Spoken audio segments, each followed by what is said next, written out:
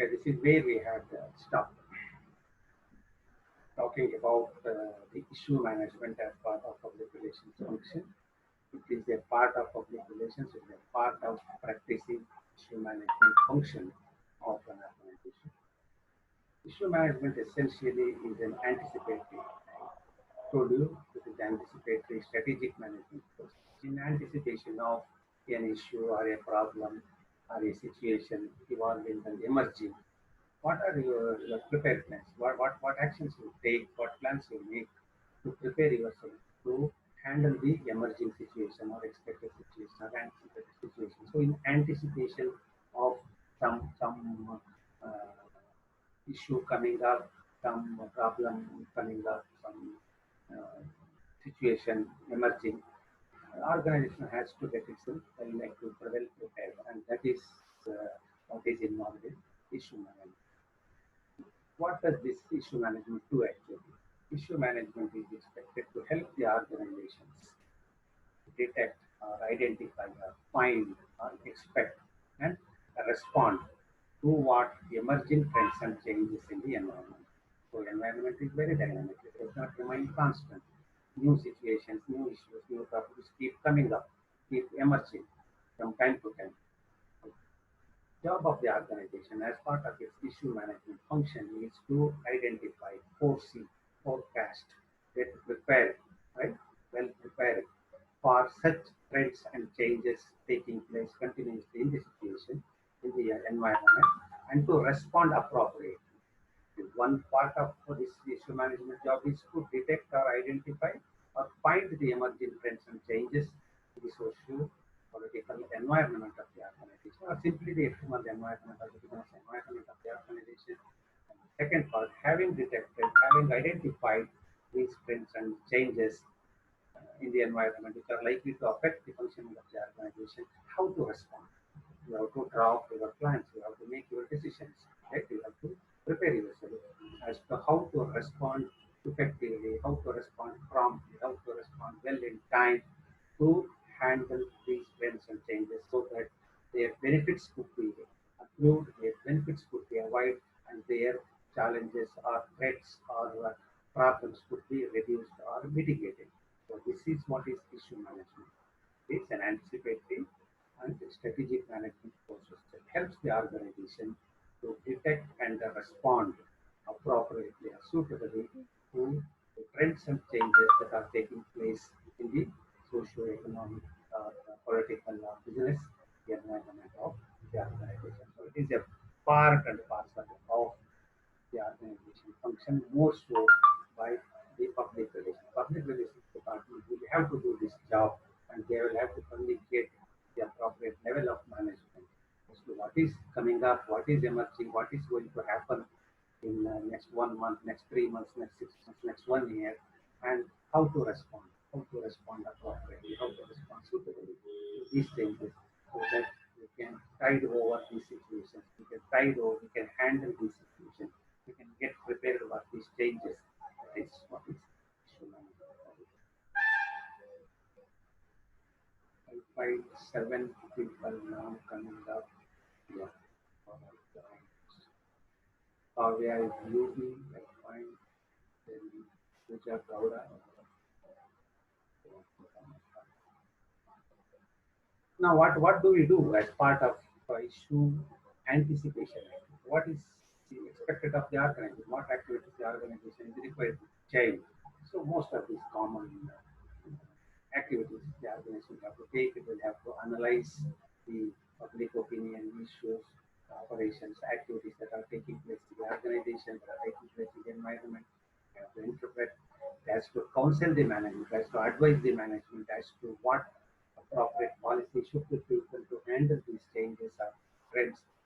May have to even conduct research, investigate, and evaluate the emerging trends, emerging developments, emerging changes about their gravity, the degree of impact, degree of influence on the organization, their sources, etc. The time horizon, how long they are likely to continue, when they are going to end, etc. etc. So you may have to, as part of public relations, you may have to, or as part of your issue management, you may have to conduct continuous research and investigation into these things. You have to keep scanning the environment. You have to regularly identify.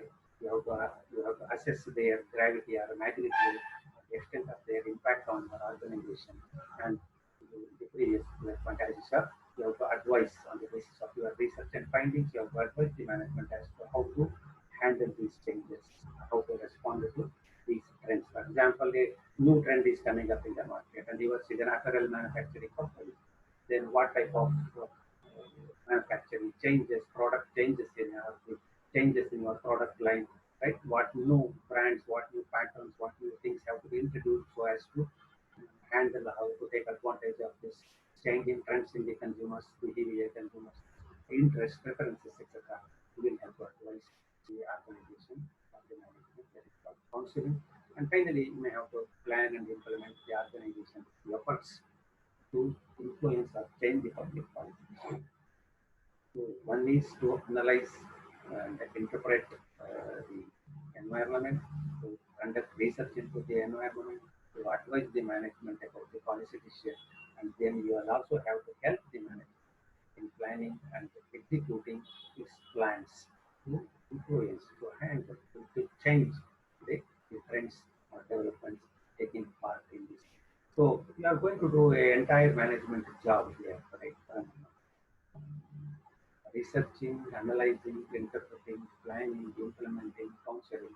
You are taking the entire management process for handling or managing the issues that are the trends or the developments or the situations or problems that keep emerging in the environment, which have some or the other kind of impact or influence on the organization.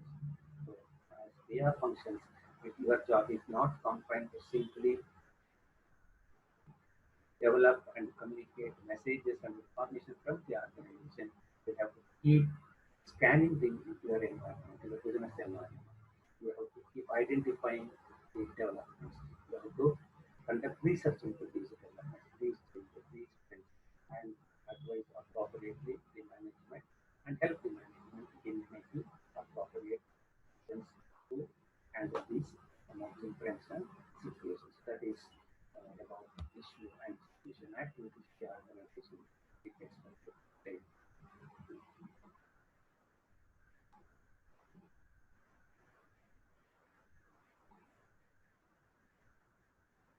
There is a technique called scenario technique. You must have studied this in other context also. I don't know. It must be in statistics that you find this. Scenario technique is to picturize the possible scenario, right?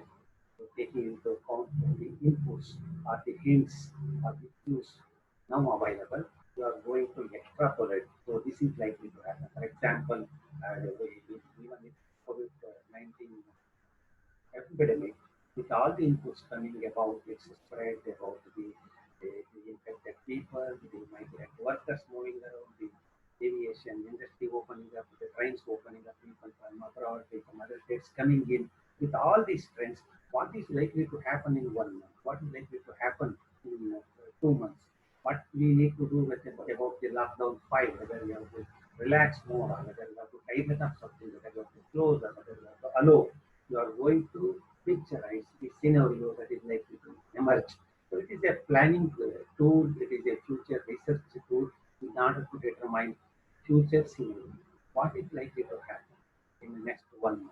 What will be the status of this pandemic in India, in Karnataka, say in 15 days from now, at this rate of this spread, at this rate of recovery, at this rate of mortality, what will be the likely scenario after 15 days, after 1 month, after 3 months. And accordingly, we have to take decision about extension or completion or closure of these series of lockdowns we have got from 1 to 4, we have reached, whether what to do, whether to extend the lockdown, and if yes, what to do, which are the activities to be allowed, which are the activities to be curtailed, which are the activities to be checked.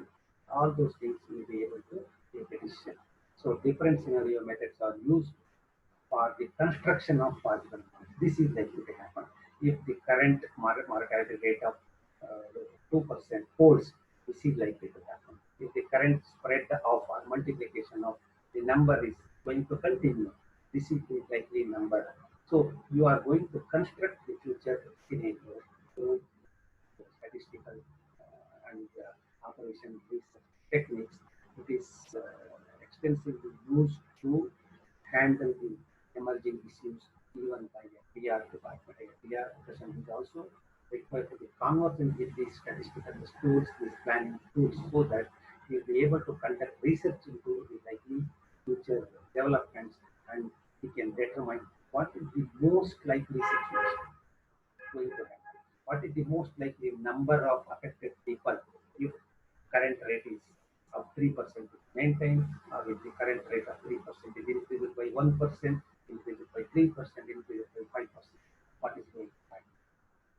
So you are going to construct different scenarios, and accordingly you are going to make your decisions, make your plans. You are going to advise your management. See, these are the three possible, three, five situations. What we have researched, what we have extrapolated using all the statistical techniques. And for this, you may have to take this decision. For this scenario, if this scenario happens, you may have to take this decision. Or if this extreme situation likely to materialize or realize as per your expectation or your plan. These are the decisions you have to take, these are the actions you have to take, so you'll be able to advise the management. So scenario technique is widely used, widely. But even now, as students, you do most of these things. Example, if the examination are likely to happen in the middle of June, what you have to do. If the examination are likely to happen at the end of June, what preparations you have to do. If the examinations are deferred to July end, what preparations you have to do. How to manage your time, how to manage your preparations. You all do this. All of us do this. Say, for example, even by going to as simple as shopping. Suppose this is not this shop is closed. What will we do? This is not available. What will we do? What will we buy? What alternative will we buy? Right? If this is not available, this will be not open. This is not. We are prevented. So we imagine various scenarios. The same thing is done in a very professional manner using statistical planning and extrapolation tools and techniques. We are, as part of its issue management activity, will have to make use of this technique to project. We have noted that changes likely to take place in the environment. You have to project these changes, and you will have to advise the management about these possible changes, possible situations, possible scenarios that are likely to emerge, likely to happen 1 month from now, 3 months from now, 6 months from now, or by the end of the financial year, by March 2021. And so, accordingly, if this happens, if this materializes, you will be ready with your plan of action. If this scenario materializes, you will have another plan of action ready. If the third scenario materializes, you will have plan C ready. This is what we are going to do as part of issue management by using scenario technique.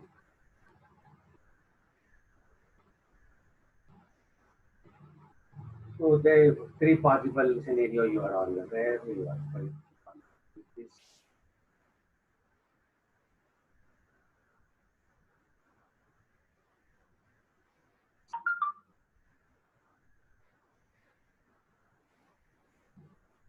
Creating problem. Future is first different. How do you project the future scenario? First thing is future is predictable. It is totally predictable, and this is going to happen with 90%, 95%. This is going to happen with 90%. This is going to happen with 90. If you are able to predict it near perfectly, you are able to construct. Second quality is future is evaluating. It is not. We have to go on evaluating, and we may have to revise continuously. And daily emerging, evolving inputs you are going to see. We will not be able to say today that what is going to be the number of affected people in Karnataka on May 30th. Probably as of today, you might say it is 5,000, but tomorrow, if the rate comes down, you may say 3,000. Day after tomorrow, if the rate goes up, you may say it is 6,000. So it is continuously evaluated. You have to continuously examine, research, and make fresh conclusions constantly. You have to change your idea or imagination, and you have to update it. And future is malleable. Future malleable means malleable is a physical quality of materials. It is stretchable. It might be stretched in any way. It is like amoeba. It might be stretched in any way. It is not. You cannot say for sure that this is going to happen. Anything may happen. Suddenly, suppose the monsoon come, whom nobody has expected. Monsoon might come, and this pandemic may totally be eradicated. Who knows? We don't know, because that is called malleability, totally uncertain. It might be extended, it's like elasticity. It might be extended in any way, it might be drawn in any way, it may go in any way. The entire epidemic may come to not or zero, or it may blow up like a big wildfire, or it may continue at its current rate. Anything may happen. It's neither predictable nor evaluative. It's totally malleable. You may have to leave it to our wide imagination. Anything might happen with this. So, by constructing a scenario, you might take all these possible and you might be able to construct the scenarios as part of your issue management or management of future issues. And so,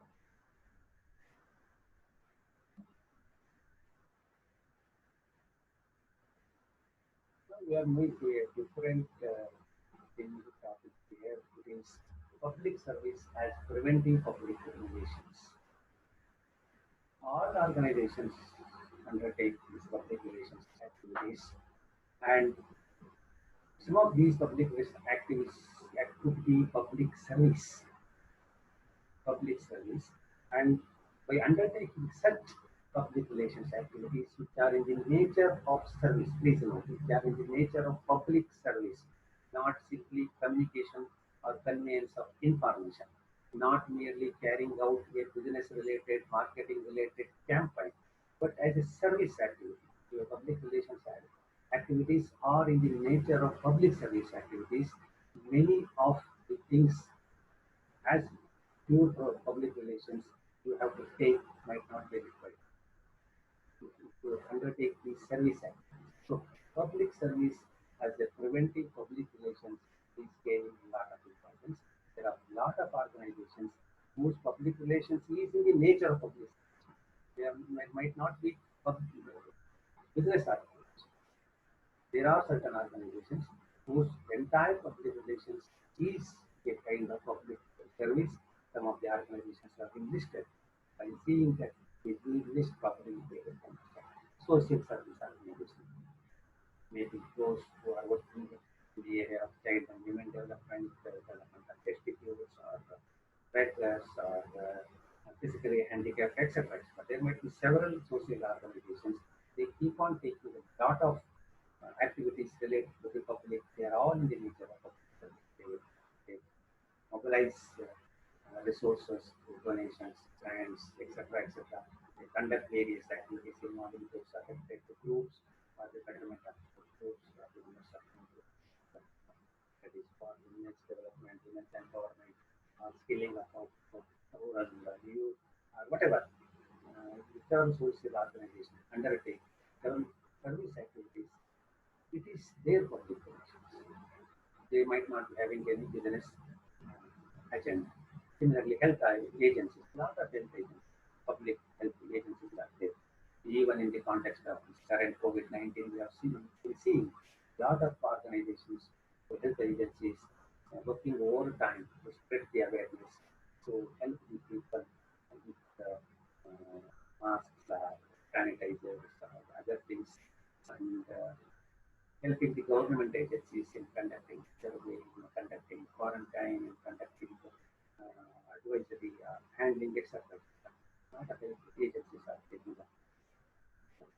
Then hospitals, of course, are doing this. Besides their regular commercial activities, they might also, for example, Shankar Eye Hospital is there in Shumaga. It conducts free eye checkup camps. There are Narayanapura is there. It conducts a lot of free health checkup, cardiac related checkups in the rural areas. So these are all public services, and it is a part of the public relations act. And religious organizations conduct these things for the benefit of the society, for the benefit of the world, peace, for the purpose of health. They are conducting charities, they are doing, they are running schools, they are running colleges, they are running hospitals. You have a large number of these much churches, etc., conducting these activities. It's their public relations. Then welfare agencies like social service agencies for the welfare of say, ex-servicemen. There might be welfare agent. It might not have any business interest, but its job is to take care of the welfare of those who have part of the nation, who have served in the military. They are called ex-servicemen, you know this. And cultural organizations, a lot of cultural organizations are there. Their job is to train, help people to present their talent, right? They organize programs, they organize concerts, they organize for the benefit of the people. They organize music concerts, probably free, without any charge, for the benefit of music lovers. They may conduct theatre, they may conduct drama, they may train the people, they may train the kids, etc. Not a part. So all these activities, all these organizations take up the number of activities which are in the nature of public service, but is there for so there might be little overlapping or confusion about the public relations and public relations with respect to business organization is business model, commercial model, so as to promote the art, promote the interest of the organization among the target audience. It might be with respect to an event or a message or a campaign or a launch or a product or a policy. But besides business organizations, there are several other organizations as we are seeing in this list, which are also undertaking public relations. But what is happening to note that these public relations acts, these agencies, these organizations do not are not commercially oriented, are not business oriented. They are public service oriented. So public relations in the form of public service. The earlier, whatever we have been studying are these public relations with business orientation, commercial orientation. Here it is service oriented. So please note these differences and the activities just for organization and undertake. These are all the service oriented public activities that these organizations undertake.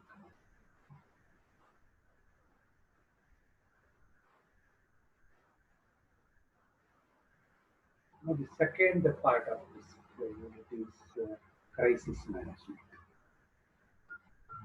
I told you it was a separate unit earlier, now that is much lost. And anyway, crisis management is an important issue in public relations. We have to be there. We have to assist as part of the organization management in managing the crises that emerge in the internal and external environment of an organization.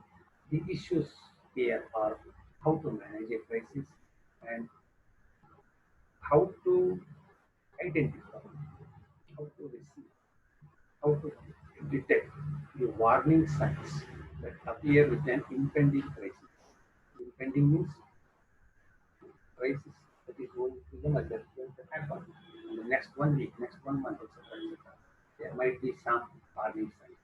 A crisis may not suddenly drop on us, fall on us overnight. There might be some hints coming up over 1 week or 3 days or 4 days. Sometimes. So if these warning signs are detected in time, you'll be able to prepare yourself. Otherwise, for example, if it is a earthquake, there will not be any warning signs probably, and we may have to. But there are others, say cyclone, probably 1 week from the actual occurrence, there might be several warning signs of the temperature going up, humidity coming down, right? Meteorological department studying the direction of the wind or the low intensity depression getting up or forming in Bay of Bengal or in Arabian Sea. There might be warning signs, and you'll be able to know that in another 4 5 days there will be a cyclone, there will be a big tsunami kind of thing. But there might be certain crises, purely from the business context. In the business context, there might be certain crises, the change in the government the customers' behavior, preferences, attitudes, etc., etc., or a likely shortage of raw materials, or might be a big power shutdown during the summer. These are all the crises, are a likely labor strike because of organization policies. These are all the crises. Some are man-made, some are God-made, because a natural calamity. But in most of these crises, what we find, what experience says is that there could be some warning signs, some very direct, clear signs. Others might be like hints or clues. And a large part of the crisis management is involved in timely identifying, detecting these warning signs, so that the organization can get itself prepared to face this crisis, well equipped to face the crisis. It will not be taken by surprise. There will not be any shocking element in the crisis. Okay, the crisis is going to come. We are prepared. There is going to be a raw material shortage uh, because of this truckers strike or the railway strike. Then we are prepared. We have already started for the next 3 months. So if you know the warning signs, you should be in a position to deliver. That is a part of managing the pending crisis in the organization. Now, what is a crisis? You have to define this crisis. How do you define the crisis? Any situation, any practical situation that is threatening, currently threatening, or likely to threaten to harm the people, property, seriously interrupt the business, right, at the hurdle to the business, or damage the reputation, or negatively impact the share value. So any situation that is likely to result in any of these things can be taken as a crisis from a business or the organization point. So a crisis may be defined as any situation, internal or external environment, that is threatening, already threatening, or likely to threaten. What? Threaten in what way? Threatening to harm the people, harm the employees, harm the management people, or the property or the assets of the organization, or to seriously interrupt the business. I told you about the raw material scarcity. That might seriously interrupt your business. You might not be able to run your business in all the three shifts. You may have to curtail your shifts to two or one. I told you about the power shutdowns in the summer months. That might not allow you to work for all the 24 hours. You may have to limit your operations or production to two shifts or one shift. Or now with the migrant workers leaving, and you might not have the laborers. You might not be able to run your production, your activity, for example, the metro contract which your organization is managing. You might not be able to run all the three shifts. You might have to work only in two shifts or one shift. You see, like interrupting the business or damage your reputation. Somebody issuing, somebody making some allegations and taking to affect the damage or adversely affect or damage the reputation. Or because of some announcements, some rumors, some grapevine, your market value might come down, share price might come down, or various. Suddenly, there is a rumor that the CEO is resigning, CEO of your organization is resigning. Then the people in the market might think that not everything is going right with the organization. Why should I hold this organization shares? I will sell. As more and more people start selling, anticipating if there's some problem with the management because of the pending resignation of the CEO or the loss of a foreign contract or stoppage of visas by US, then all your prices will come down, share price will come down. So this could be a crisis. So crisis may be any situation that is threatening or likely to threaten to people or the property of the organization, affecting the business, or damage its reputation, or negatively impact its share price. So there could be several. Some might be a small or low extent, some might be big crisis, some might be one-off, some might continue for long. All these things are possible with crisis.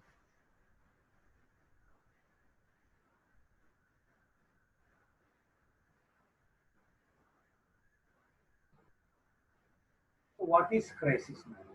It is the process by which an organization deals with a major event that happens to harm organization's stakeholders. So simply, crisis management is a process that deals with the major crisis or the event that is likely to affect the organization, stakeholders, maybe the employees, suppliers, right?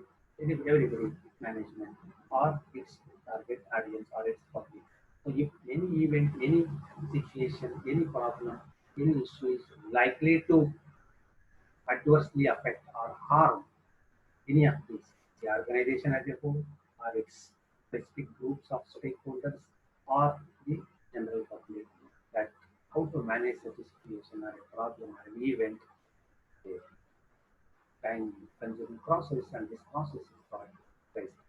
So how to deal, how does an organization deal with such an event? It is likely to threaten its organization, its business, its stakeholder, its reputation, its public. What is that organization doing? This itself forms the crisis management of organization. I'm going to stop here. I know seven are there. I might require another one or two class to complete syllabus. I have to complete this tomorrow. I will go the remaining 5-6 slides I have got. Because we don't have any thing. Otherwise, on tomorrow afternoon, I might have one more session to complete. Is it okay? Hello? Okay, sir. As per this schedule, Yes, sir. we'll have to complete the syllabus by May 30th, but I will be getting only one more session. That is tomorrow. Tomorrow, what time? Tomorrow between 12 and 12:30. I will try to complete in that session only. If a couple of slides remain, I might again schedule the afternoon. Okay? Maybe Okay, sir. Okay, sir. maybe from 2:30 to 3 or so after your lunch time. Okay? This will complete. So that will actually. Okay, thank you all. I will end the meeting. Take care. Thank you, sir. Yeah, thank you. Thank you, sir. Thank you, sir. Thank you. Thank you. Thank you. Thank you, sir. Bye, Surya. Take care. Chaitra. Anurna. Thank you, sir. Yeah. Thank you, sir. Bye, sir.